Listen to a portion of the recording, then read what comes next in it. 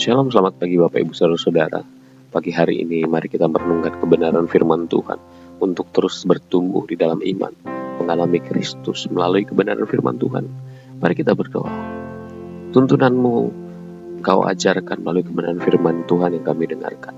Roh Kudus bimbing kami untuk kami dapat mengenal, mengerti, dan memahami, bahkan melakukannya di dalam kehidupan kami. Terima kasih Roh Kudus, biarlah Engkau mengurapi kami dalam mendengarkan kebenaran firman Tuhan ini, dalam nama Tuhan Yesus. Haleluya. Amin. Ya Bapak Ibu Saudara-saudara, pagi hari ini kebenaran firman Tuhan berjudul kasih yang menebus dan menghidupkan. Ayat firman Tuhan terambil dalam Roma 5 ayat 8-9. Akan tetapi Allah menunjukkan kasih-Nya kepada kita oleh karena Kristus telah mati untuk kita ketika kita masih berdosa. Lebih-lebih karena kita sekarang telah dibenarkan oleh darah-Nya, kita pasti akan diselamatkan dari murka Allah. Ya Bapak Ibu Saudara-saudara, seringkali kita berpikir bahwa kasih harus diberikan kepada orang yang layak menerimanya. Namun kasih Allah berbeda. Dia mengasihi kita bahkan ketika kita masih berdosa, jauh darinya dan tidak pantas menerima kasih itu. Inilah kasih yang menebus dan menghidupkan. Kasih yang datang tanpa syarat, tetapi penuh kuasa untuk mengubah hidup kita. Ya, apa yang dapat kita pahami dan mengerti?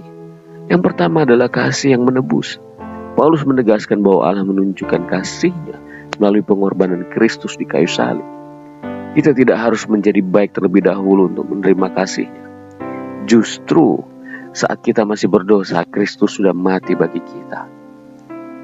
Penebusan ini menunjukkan bahwa keselamatan bukanlah hasil usaha manusia, tetapi murni karena kasih dan anugerah Allah yang dianugerahkannya kepada kita melalui Kristus di atas kayu salib.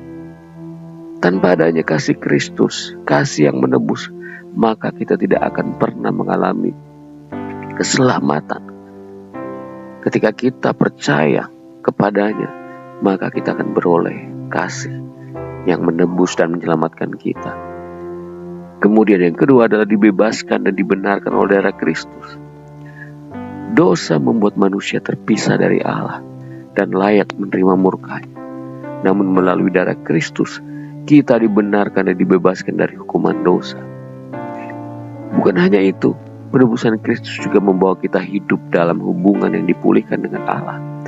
Kalau dahulu kita mempunyai hubungan yang terputus karena kita tidak percaya atau belum diselamatkan, tetapi oleh karena kasih-Nya, kasih yang menebus itu yang menyelamatkan kita, yang tidak hanya menebus kita dan menyelamatkan kita dari dosa, tetapi juga memulihkan hubungan kita dan menghidupkan kembali hubungan kita dengan Allah di dalam kebenaran-Nya. Kemudian yang ketiga adalah hidup dalam kasih yang menghidupkan. Kasih Allah bukan hanya untuk menyelamatkan kita dari murka-Nya, tetapi juga untuk menghidupkan kita dalam rencana dan tujuan-Nya.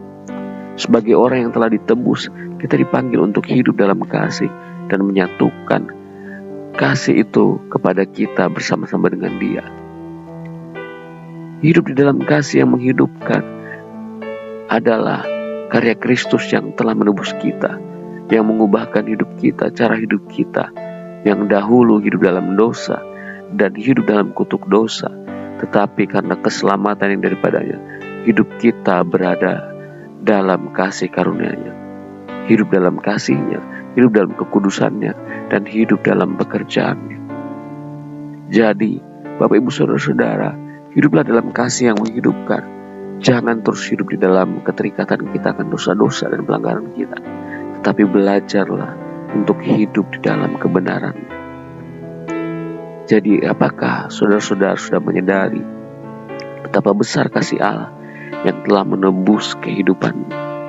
Apakah engkau sudah hidup sebagai orang yang telah dibenarkan dan ditebus oleh darah Kristus? Bagaimana engkau bisa membagikan kasih Kristus kepada orang-orang di sekitarmu dan menyatakan kasih-Nya bagi engkau? Mari bersama-sama untuk hidup di dalam kasih tersebut. Hidup di dalam kasih yang menyelamatkan. Hidup di dalam kasih yang membuat kita untuk terus berada di dalam kebenaran. Mari kita berdoa. Ya Bapa, kami bersyukur karena kasih-Mu sudah menebus kami dan menghidupkan kami kembali.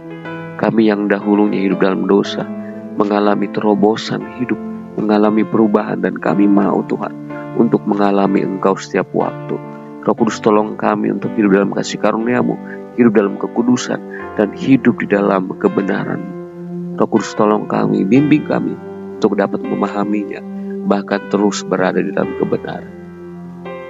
Bahkan kami boleh membagikan kasih-Mu kepada orang lain ya Bapa. Terima kasih Tuhan Yesus, kami bersyukur. Haleluya. Amin. Terima kasih. Selamat beraktivitas. Tuhan Yesus memberkati.